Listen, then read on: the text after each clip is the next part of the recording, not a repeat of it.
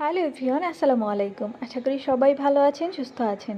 Welcome করছি আমার নতুন একটা ভিডিওতে। আর আমার ভিডিও আপনারা কে কোথা থেকে দেখেন কমেন্টে কিন্তু অবশ্যই জানাবেন। এটা জানতে পারলে আমার অনেক বেশি ভালো লাগবে। তো আজকের ভিডিওটা আমি শুরু করছি সকাল থেকে। যেহেতু আজকে সারাদিন আমি বাসায় একাই থাকবো, তাই আমি বাসায় সারাদিন কী করব সব কিছু আপনাদের সাথে শেয়ার করব। তো আমি সকালে ঘুম থেকে উঠেই কিন্তু চিয়া সিডটা ভিজিয়ে দিয়ে আমি ফ্রেশ হতে চলে গিয়েছি। তারপর ফ্রেশ হয়ে এসে আমি এখানে একটা পরোটা ভেজে নিয়েছি আর একটা ডিম পোস্ট করে নিয়েছি। আমি সকালে তেমন একটা খেতে পারি না, আমার খেতে একটু সময় লাগে, মানে 11টা-12টা বাজলে তখন একটু ক্ষুধা লাগে, হয়তো এটা গ্যাসের জন্য। তবে সকালে কিন্তু একটু ভরপেট খাওয়া দাওয়া করা উচিত। তবে এই কারণেই আমি কয়েকদিন থেকে ট্রাই করছি সকালে যেন একটু হলেও খাবার খেতে পারি। তো আমি এখানে চিয়া সিড আর পরোটা ডিম নিয়ে রুমে চলে গেলাম। খাওয়া শেষ করার পর আমি বেশ কিছু সময় বসেছিলাম, আর এর মধ্যে আমি ফোনেও কথা বলেছি, ফোনে স্ক্রল করেছি। এর মধ্যে ফিল হচ্ছিল যে আমার মাথা ব্যথা করতেছে আর হালকা হালকা জ্বর ফিল হচ্ছে। তো ভাবলাম 1 কাপ চা খাই, চা খেলে হয়তো বা মাথা ব্যথাটা কমবে। তো আমি কিচেনে চলে যাই চা বানানোর জন্য, আর চাটা বানিয়ে আমি আবার রুমে চলে আসি। আর এখন আমি একটু সিজুর সাথে টাইম স্পেন্ড করব, কারণ সিজু হচ্ছে সারাদিন আয়নার সামনে দাঁড়িয়ে দাঁড়িয়ে খেলে। তো তাই ভাবলাম ওকে একটু কাছে নিয়ে আদর করে দিই। সে দিনের বেলা তেমন একটা কাছে আসতে চায় না, সন্ধ্যার পর হলে সে কাছে আসে আর কি।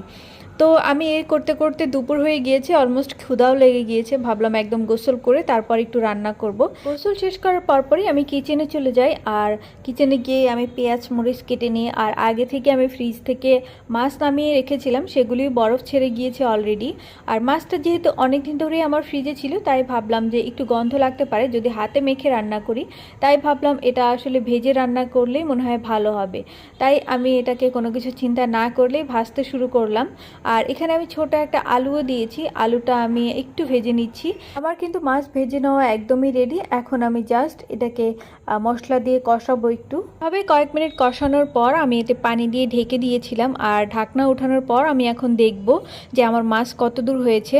তো এভাবে কিন্তু বেশ কিছু সময় এখন জাল দিতে হবে, জাল দেওয়ার ফলে কিন্তু এটার টেস্টটা অনেক ভালো আসবে।